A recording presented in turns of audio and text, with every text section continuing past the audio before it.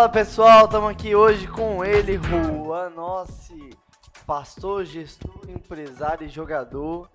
Faz aí 3 gols por semana, contra, mas faz gols que importa. E hoje a gente está aqui para falar sobre um assunto importante para ser tratado, né? A gente está tratando na nossa igreja, com os adolescentes, a série Esquadrão Suicida, onde é um esquadrão de pecados que a gente tem que tomar cuidado, porque senão eles podem acabar com a nossa saúde espiritual, nos afastar de Deus. Então, se você perdeu algum dessas mensagens, algum desses podcrentes, volta e assiste. E hoje a gente vai falar sobre a homoafetividade. Eu separei aqui alguns textos pra gente ver o que a Bíblia fala sobre. Então, antes vamos ver o que a Bíblia fala sobre e a gente conversa sobre também. Cumprimento pessoal e antes. Oi pessoal, tudo bem? Pra mim é um prazer muito grande estar aqui com vocês mais uma vez no Podcrente. Renan, obrigado pelo convite. Tenho certeza que esse episódio vai agregar muito na sua vida, de conhecimento, mas também de reflexão. Então vamos juntos aí nessa jornada. Antes de qualquer texto aqui falando sobre o pecado, acho importante a gente lembrar de João 13:34, que fala pra gente amar uns aos outros. Então, independente de tudo, o nosso papel como cristão é amar. A gente tá fazendo isso aqui porque a gente ama. Qualquer intuito nosso é o cuidado, é o amor.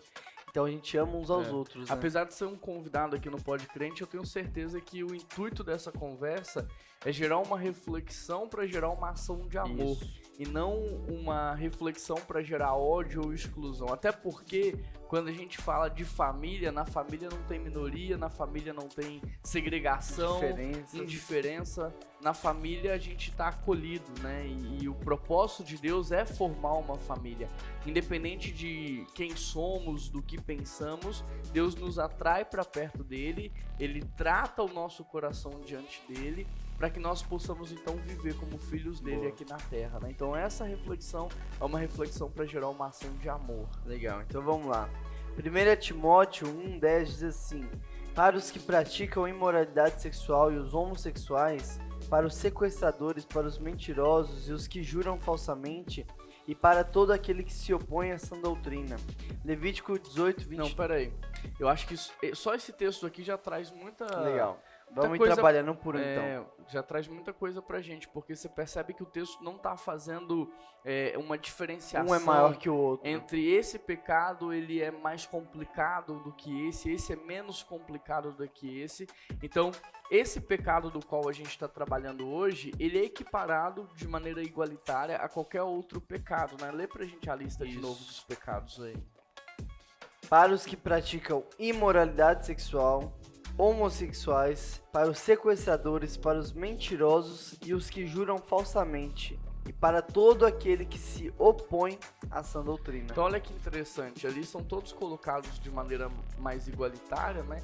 Então o meu pecado, suponhamos, sei lá, o pecado da mentira, ele em nada é diferente daquele que tem o pecado da imoralidade sexual, em nada é diferente daquele que tem o pecado da glutonaria. Então a gente tem que partir desse pressuposto, né? Todos nós, a Bíblia diz, todos são pecadores.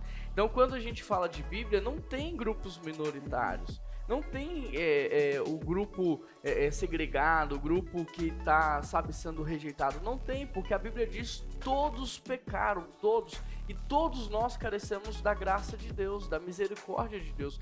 Todos nós carecemos da ação de Deus nas nossas vidas, porque todos nós nascemos pecadores. Então vamos lá. Então o desejo homoafetivo é pecado, certo?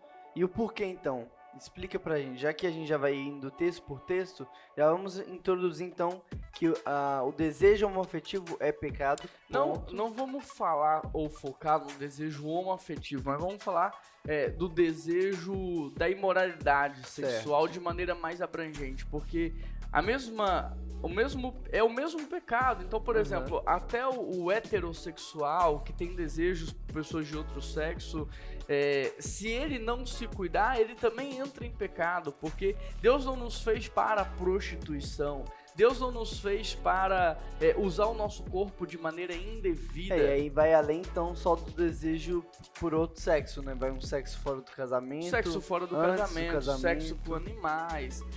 Enfim, a gente...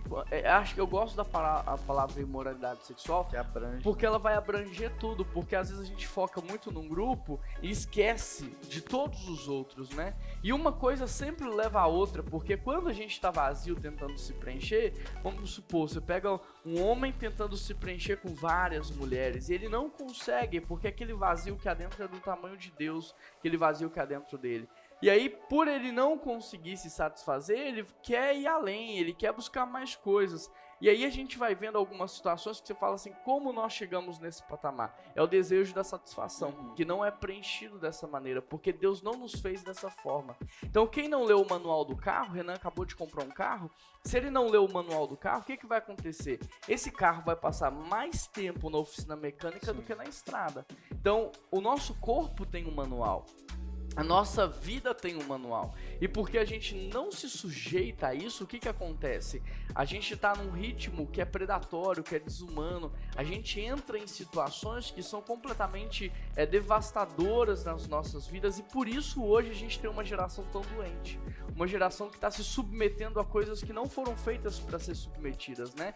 E aí eu quero deixar bem aberto para cada um pensar no que quer, porque dessa maneira você vai entender o seu contexto, você vai entender o que está acontecendo com você. Então, pode ser que para algum adolescente aqui seja pornografia, pode ser que para outro seja a questão de desejos por pessoas do mesmo sexo. Eu não sei qual é a sua luta, né? Eu não sei qual é a sua área de luta, mas o que eu sei é que você não foi feito para isso, que essas coisas não vão te satisfazer, e enquanto você submeter a sua alma a tudo isso, você vai continuar se matando aos poucos. E por que, Juan, a imoralidade sexual e focando também no desejo homoafetivo, por que é pecado? Por que isso fere a Deus? Porque Deus nos fez, Renan, com um propósito, Deus nos fez com um plano, Deus nos fez para um relacionamento. E o que é pecado? Né? O que é pecado? Muitas pessoas poderiam dizer, pecado é errar o alvo. Que alvo? O que a gente está falando? Que conversa é essa? O que é pecado? Pecado é tudo que quebra, fere relacionamentos. Porque nós somos feitos para relacionamentos. Então, primeiro, pecado é tudo que quebra meu relacionamento com Deus. E segundo, pecado é tudo que quebra meu relacionamento com o próximo. A imoralidade sexual é um pecado porque ela fere a relação. Porque eu torno o outro em um objeto, porque eu uso o outro. E a relação sexual no casamento, ela é uma relação, o próprio nome já diz, ela é uma relação, ela não é o uso. Agora, o sexo fora do casamento é uso. Eu uso e depois eu jogo fora, eu uso e depois eu troco. Eu uso quando eu quero ser satisfeito. Porque o nome é sexo casual, né? Então não é só o desejo homoafetivo, é toda a imoralidade sexual, tudo isso é pecado porque torna o outro em um objeto. Tanto é que hoje a gente tem os sites pornográficos, os filmes, ou seja, nós transformamos o ser humano em um objeto de consumo. Sabe aquela cena do cachorro vendo o frango assado? Né? Eu acho que uma pessoa viciada em pornografia é isso. Ela é um cachorro vendo um frango assado passando dentro da maquininha lá. Ela fica olhando aquilo e se satisfazendo com aquilo, quando não foi isso que Deus sonhou. Deus sonhou que homens e mulheres casados desfrutassem de uma relação sexual, até porque a relação sexual ela não é puramente carnal, ela é transcendental. E o homem e mulher só vão experimentar dessa transcendência do sexo quando então respeitarem o processo. Ninguém vive o transcendental da noite pro dia. Não é um passe de mágica. Ele é fruto de um processo. Então, quando eu vivo em santidade, quando eu guardo a minha mente, o meu coração, e quando eu me submeto a esse processo, é como se eu estivesse me colocando, ou como se eu estivesse me posicionando para desfrutar de algo que é sobrenatural. Por isso é pecado, porque torna o ser humano num objeto, porque fere a relação, né? Então você vê hoje dentro de uma relação sexual agressões físicas, pessoas se ferindo, se machucando, sendo agredidas tanto verbalmente quanto emocionalmente, quanto fisicamente. Então, por isso, é contrário ao que Deus sonhou. Deus não sonhou homem e homem, mulher e mulher, fere a vida, fere a relação, porque não gera vida, né? Homem e mulher têm capacidade para se tornar a imagem e semelhança de Deus, porque pode gerar vida como Deus gera. Então, fere a relação porque vai de contra ao que Deus sonhou, fere a relação porque transforma o outro em objeto. Mas isso é assim, minha opinião, o que eu penso, também queria ouvir você. Eu entendo que é pecado porque quando Deus cria o homem e cria a mulher, ele cria ali então uma semelhança de Deus com o homem, da capacidade de criar, de se reproduzir. Então, a partir do momento em que o homem foge do desejo pela mulher e a mulher foge do desejo pelo homem, eu entendo que eles estão deturpando a criação de Deus e trazendo para si uma nova forma de prazer. E aí eu creio que, como o pecado também no mundo tem entrado também na nossa mente e deturpado o nosso pensamento. Mas vamos seguir, a gente vai conversando. Levítico 18, 22 diz assim: não se deite com um homem como se deita com uma mulher, porque isso é repugnante. Quer comentar alguma coisa desse? Não, porque eu acho que a gente já trabalhou muito essa questão de ser contrário ao projeto de Deus, porque o projeto de Deus para a relação sexual não é apenas o meu prazer, o seu prazer, mas a transcendência da relação, mas também gerar vida. Então é muito mais complexo e muito mais abrangente do que satisfazer um desejo, né? Todo desejo, ele pressupõe de um egoísmo. Eu quero ser satisfeito, né? E a relação sexual não é para que eu seja satisfeito nas minhas carências, mas para que eu possa me derramar, para que eu possa então dar prazer, me entregar, para que haja de fato algo sobrenatural e que nesse sobrenatural a gente possa então contribuir com a espécie, gerando vida e trazendo a bênção de Deus. Renan, lê pra gente então Romanos 1, verso 18. Certo. Do céu, Deus revela a sua ira contra todos os pecados e todas as maldades das pessoas que, por meio das suas más ações, não deixam que os outros conheçam a verdade a respeito de Deus. Deus castiga essas pessoas porque o que se pode conhecer a respeito de Deus está bem claro para elas, pois foi o próprio Deus que lhes mostrou tudo isso. Desde que Deus criou o mundo, as suas qualidades invisíveis, isto é, o seu poder eterno e a sua natureza divina, têm sido vistas claramente.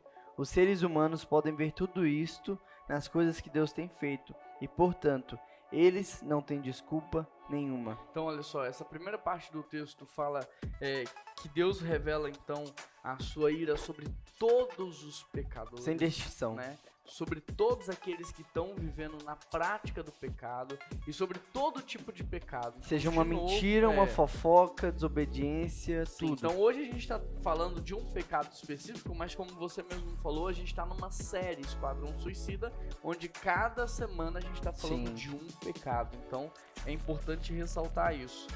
A partir do verso 21 vai falar, né? Tendo conhecido a Deus, não o glorificaram como Deus. Vai começar a falar de idolatria. Então, enquanto a adoração te forma a imagem do ser criado, a idolatria te deforma em relação daquele que te criou, né? Ela te joga para longe, ela deturpa, ela destrói a sua própria imagem. E vai dizer isso, né? Tendo conhecido a Deus, não glorificaram como Deus e nem lhe renderam graças. Mas os seus pensamentos tornaram-se fúteis, o coração insensato e o entendimento obscureceu. A consequência da idolatria. Então a gente acha que idolatria é algo simples. Não é. Olha o que a idolatria faz com as pessoas. As torna insensatas, obscurece o entendimento, tudo isso. Dizendo-se sábio, tornaram-se loucos. É o que o texto está dizendo. E trocaram a glória do Deus imortal por imagens feitas segundo a semelhança do homem mortal, bem como a de pássaros, quadrúpedes e répteis. Ou seja, tá criando uma imagem de si para adorar no lugar de Deus. O que o diabo fez lá no Jardim do Éden, né? Ele nunca disputou o trono com Deus porque ele sabe que não tem essa capacidade. Mas o homem, a idolatria tornou o homem no seu entendimento louco, obscurecido, insensato. O homem pensa que pode competir com Deus. Então, o diabo tirou Deus o trono, entre aspas, e possibilitou então o homem sentar. E aqui o texto vai dizer justamente isso, que o homem tirou Deus, a glória de Deus, e começou a adorar imagens de si mesmo. Nós paramos em qual versículo? versículo 24. Por isso Deus os entregou à impureza sexual segundo os desejos pecaminosos. Então, olha, a imoralidade sexual é um desejo pecaminoso. Seja um desejo, às vezes, até heterossexual, quando o cara não respeita os processos, o casamento ou a mulher, né? Como também do outro lado. Então, segundo os desejos pecaminosos do seu coração, para degradação do seu corpo entre si. Então, há um ferir do corpo nessa relação de pessoas do mesmo sexo. Há um machucar da alma nessa relação, porque ela não é uma relação que Deus fez para ser, né? Então, por exemplo, quando eu dirijo o carro automático com o pensamento de um carro manual, eu posso quebrar o câmbio, e a mesma coisa o inverso. Então eu preciso entender a diferença do tipo de freio para saber como frear, como dirigir o carro, se a direção ela é normal, elétrica, se ela é hidráulica, se é uma direção assistida. Eu preciso ter essa consciência para saber então como dirigir. Trocaram a verdade de Deus pela mentira e adoraram e serviram as coisas e seres criados no lugar do Criador.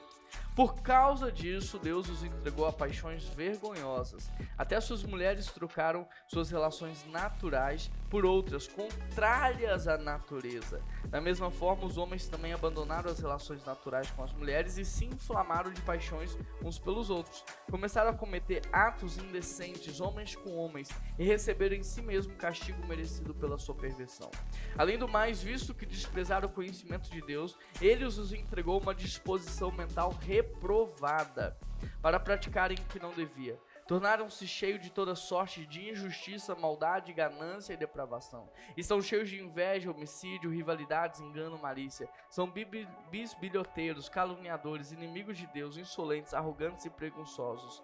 Inventam maneiras de praticar o mal, desobedecem os seus pais, são insensatos, desleais, sem amor pela família, implacáveis. Embora eu conheça o justo decreto de Deus, de que as pessoas que praticam tais coisas merecem a morte, não somente continuam a praticá-las, mas reprovam aqueles que não praticam. Então olha só que interessante como que a situação vai se tornando cada vez pior.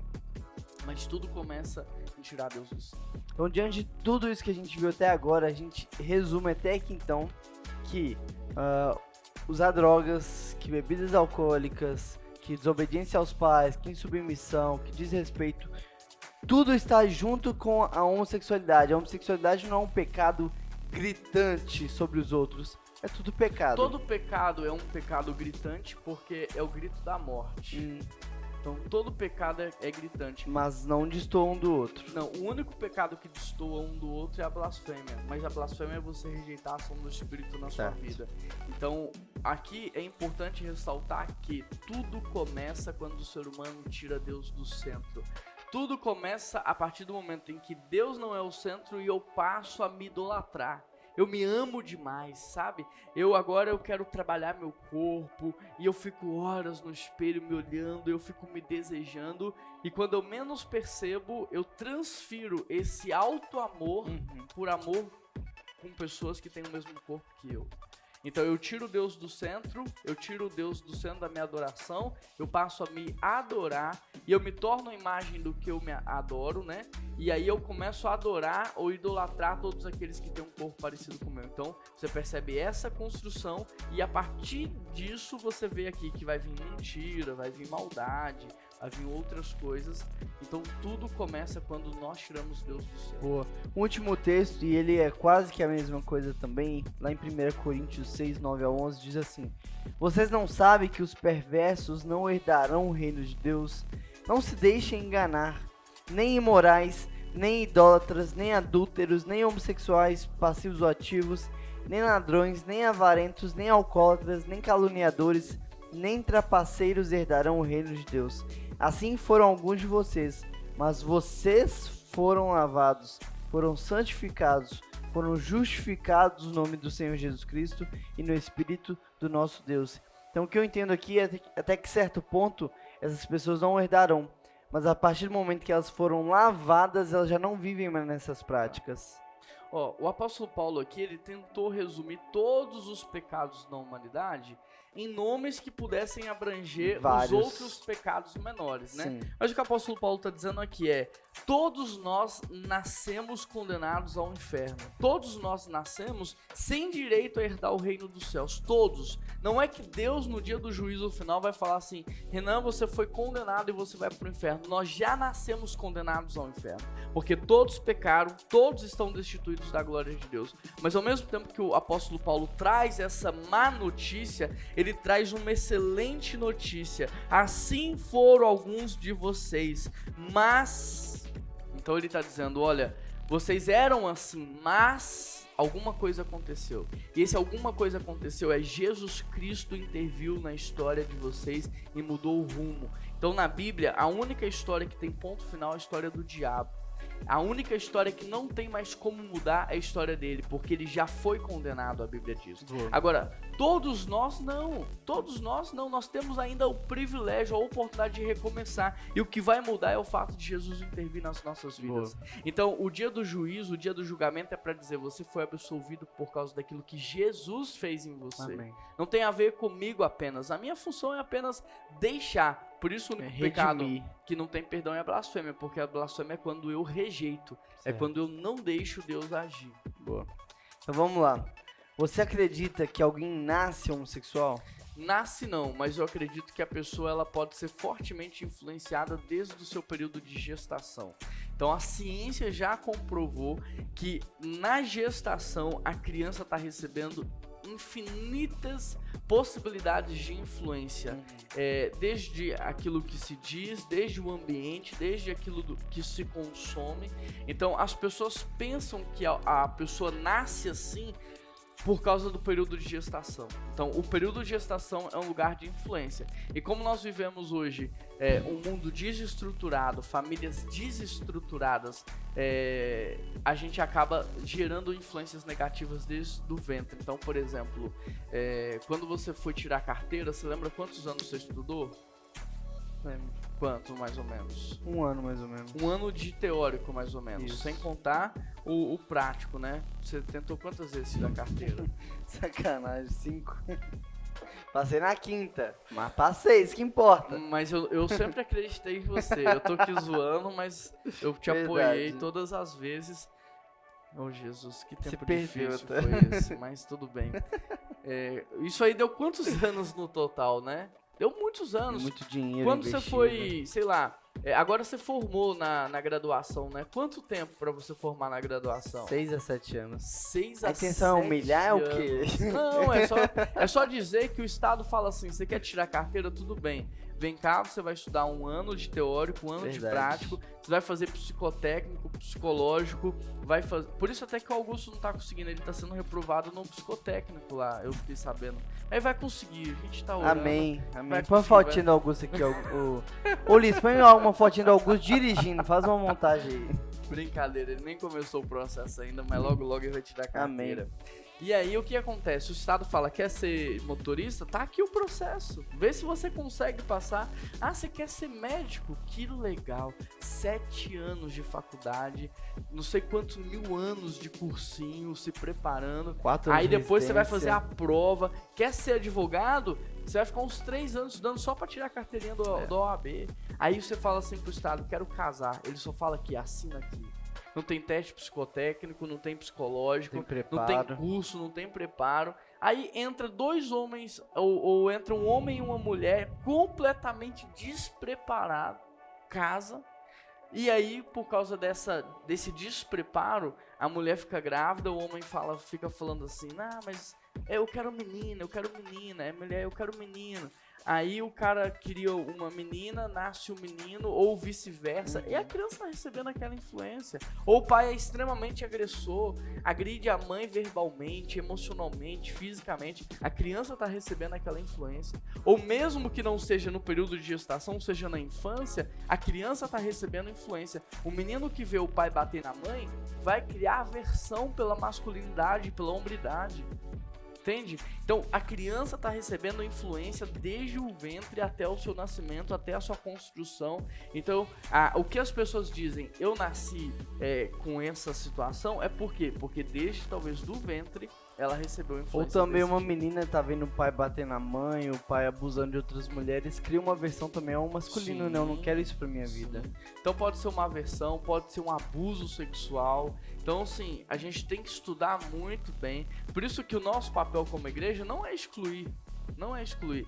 É acolher, é amar e, no amor, conduzir essa pessoa nessa reflexão para que ela possa, então, entender onde tudo começou e viver esse processo de transformação. Interessante porque Cristo, em momento nenhum, nos pede para tirar o pecado das pessoas. Hora nenhuma ele fala assim, vai lá e cura o pecado, Sarela. Ele fala, vai lá e ame, vai lá e faça discípulos. E ele, quando a pessoa conhece ele tira o pecado. Olha, a obra da santificação, de perdão de pecados, tudo, é só Deus que faz.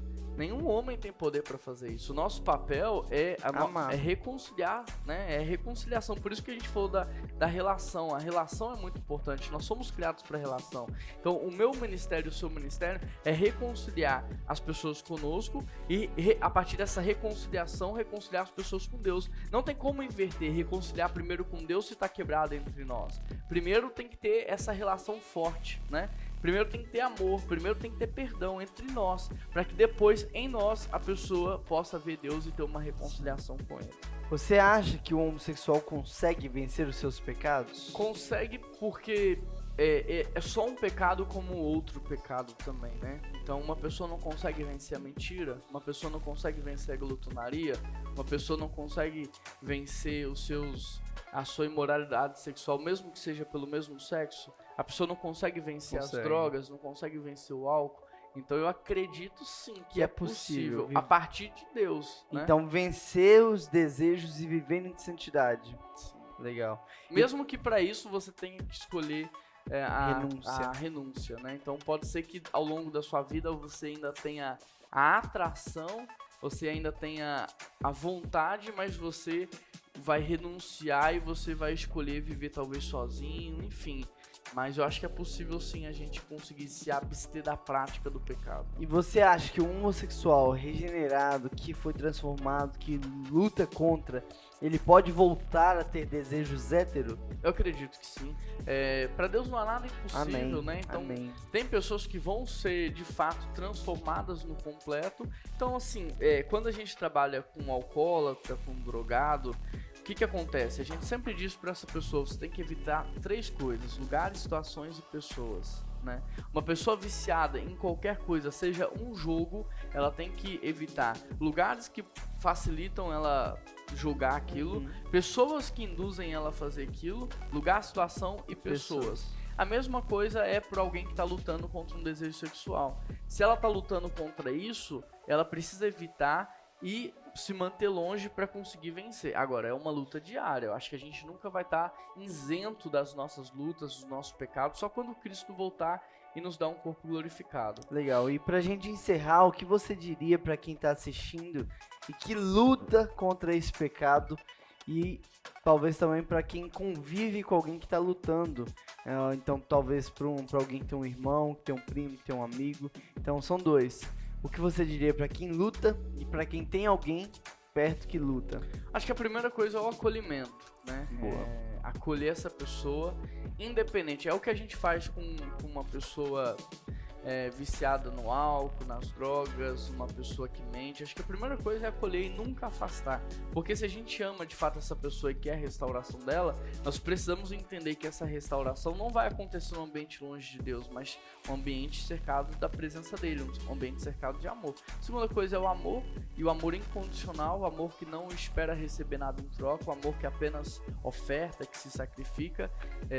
E a terceira coisa é ouvir essa pessoa para você entender como você pode ajudar. Então, ouvir bem, não é só ouvir numa conversa superficial e rasa, mas é um ouvido atento, é um ouvido que busca entender a história para você saber aquilo é fruto do quê? É fruto de uma influência, de uma gestação? É fruto de um trauma? É fruto de um abuso sexual? É fruto de uma aversão?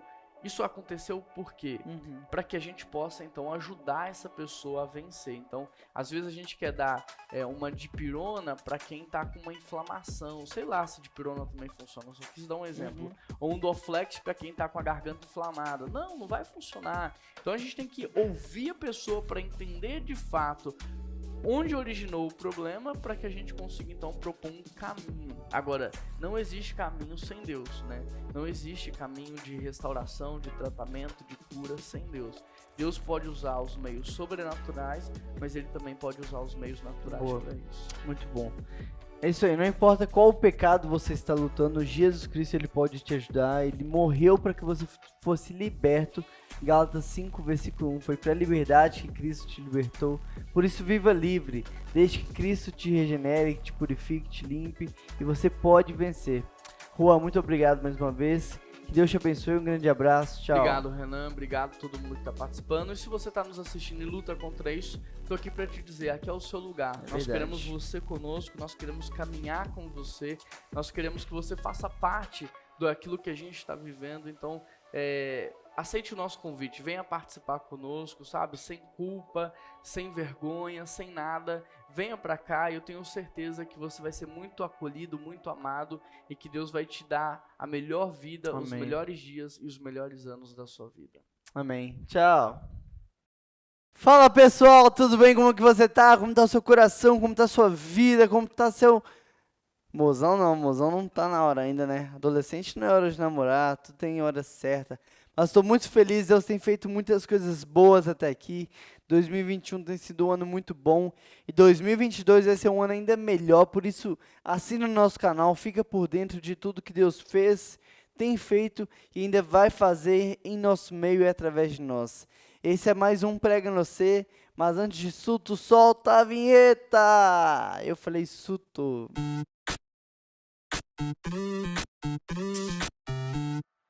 Hoje nosso tema é um tema um pouco polêmico, mas eu quero que você ouça com muito amor, muito carinho, muita atenção. Muita gente tem falado desse tema com ódio, tem afastado as pessoas e tem colocado esse pecado acima dos outros. Eu estou falando sobre a homoafetividade. Temos vivido um tempo onde a sociedade tem tentado de tudo fazer com que seja algo normal, algo natural e algo aceitável, mas ao mesmo tempo muitas pessoas religiosas têm tratado isso como uma doença, como algo que faz com que você esqueça, abandone e deixe as pessoas de lado, mas Cristo nos chama ao equilíbrio, Jesus Cristo nos chama a olhar para a Bíblia. Eu estou aqui hoje não para falar o que eu penso, mas para falar sobre o que a Bíblia diz sobre. A minha opinião pouco importa, a sua opinião pouco importa, mas o que importa é aquilo que a Bíblia fala sobre esse assunto. Abra sua Bíblia comigo em Romanos capítulo 1, versículo 25. Romanos 1, versículo 25. Oba, quem achou, escreve aí, oba. Diz assim: eles trocaram a verdade de Deus pela mentira, adorando e servindo a criatura em lugar do Criador, o qual é bendito para sempre. Por causa disso, Deus os entregou a paixões vergonhosas, porque até as mulheres trocaram o modo natural das relações íntimas por outro, contrário à natureza. Da mesma forma, também os homens, deixando o contato natural da mulher, se inflamaram naturalmente em sua sensualidade, cometendo indecência, homens com os homens, e recebendo em si mesmos a merecida punição pelo seu erro. A Bíblia é muito clara quando ela nos traz sobre a homoafetividade, e ela traz condenação, ela traz como pecado. Muitas pessoas tentam contextualizar dizendo que isso é algo só do Antigo Testamento, é algo só do Novo, mas a Bíblia está o tempo todo, desde lá de Sodoma e Gomorra, quando aqueles homens queriam ter relações sexuais com os anjos, até aqui em Romanos, no Novo Testamento, e a gente vê na história da Grécia, sempre houve a presença da homoafetividade, e a Bíblia está trazendo a homoafetividade como um pecado. Mas em primeiro lugar, entenda que a homoafetividade não é uma doença. A homoafetividade não é um crime. A homoafetividade é um pecado. Mas não é um pecado pior do que os outros pecados. Não é pior do que quem mente, do que quem comete adultério, é um pecado. Mas Jesus Cristo, ele condena o pecado. Deus nos convida a uma vida de santidade. Por isso, se você é cristão e você tem dificuldades com a afetividade, eu te convido a viver uma vida de santidade, porque a santidade, ela é contrária a qualquer tipo de pecado. Talvez alguém vai falar, Renan, mas se eu vou ser cristão, então eu vou ter que abdicar totalmente do meu desejo? Sim. Qualquer pessoa, a partir do momento que encontra Cristo, ela tem que ter transformação, tem que ter renúncia. Então, se eu tenho desejo por pornografia, a partir do momento que encontra Cristo, eu preciso agora deixar de lado o meu desejo. Se eu tenho desejos por drogas, bebidas, eu tenho que deixar de lado o meu desejo. A Bíblia nos convida a andar na contramão da nossa zona de conforto e ir caminho à santidade. Por isso eu te convido a viver a santidade, porque o que Deus sonhou e projetou para você não é que você viva uma vida de moralidade sexual, amando e se entregando a desejos carnais do mesmo sexo que o seu ou a pessoas fora do casamento. Jesus nos convida a uma vida de santidade. O sexo é algo puro, por isso é guardado para o casamento. Mas se você é da igreja e não tem dificuldades com a homoafetividade, você precisa amar. Ame as pessoas que têm dificuldade, puxe elas para perto, apresente elas a Jesus e deixe que Jesus trate o erro, a culpa e as dificuldades delas. Mas a gente precisa viver uma vida de santidade. Se você não é cristão, mas tem curiosidade sobre o que a Bíblia diz sobre esse assunto, a Bíblia fala assim que é pecado. A Bíblia condena o pecado, mas a Bíblia diz que Jesus ama o pecador e Ele quer se tornar o seu pai. Ele quer te cuidar, Ele quer te amar. E eu aqui como pastor estou me colocando à disposição também para te ajudar, para cuidar da sua vida, para te amar e te ajudar a se aproximar daquilo que Deus espera de você. Deus espera que você vença todos os seus pecados. É por isso que nós estamos aqui juntos. Você pode vencer esse pecado, assim como cada dia mais a gente tem lutado para vencer um por um dos nossos pecados. Se você se identifica com essa dificuldade, eu te coloco o convite a fechar os seus olhos e orar pedindo a Deus para que Ele te ajude. Entregue a sua vida para Ele, porque só Ele pode te salvar, só Ele pode te resgatar. Feche seus olhos e ore comigo assim: Pai, te agradeço porque um dia o Senhor morreu no nosso lugar, Pai. Perdoa os nossos pecados, nos ensine a sermos puros assim como o Senhor é, Pai. Eu repreendo na vida dessa pessoa qualquer trabalho, qualquer feitiço, qualquer macumba que tenha sido feito, Pai. Que o Senhor possa purificar, santificar, limpar e dar uma nova oportunidade, uma nova chance. Que a Tua graça inunda sobre essa vida, Pai. Deus, se há falta de hormônios, que o Senhor possa preencher, que o Senhor possa dar Tua cura, que o Senhor possa intervir com remédios, com médicos, mas que possamos viver aquilo que o Senhor tem pra gente, Pai. Que possamos ter famílias, ter desejos e ter aquilo que mais se aproxima ao Senhor, que é procriarmos também, Pai. Que possamos ser exemplos e referência.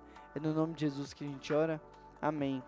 Todo domingo às 10 horas da manhã nós temos culto presencial aqui na PIB. Terça-feira temos célula online e futuramente teremos células presenciais também. Aqui está o WhatsApp da PIB, se você quer falar comigo é só mandar uma mensagem. Aqui está o meu Instagram, é só mandar uma mensagem lá que eu te respondo também. Vai ser um prazer poder falar com você. Que Deus te abençoe e até a próxima e tchau!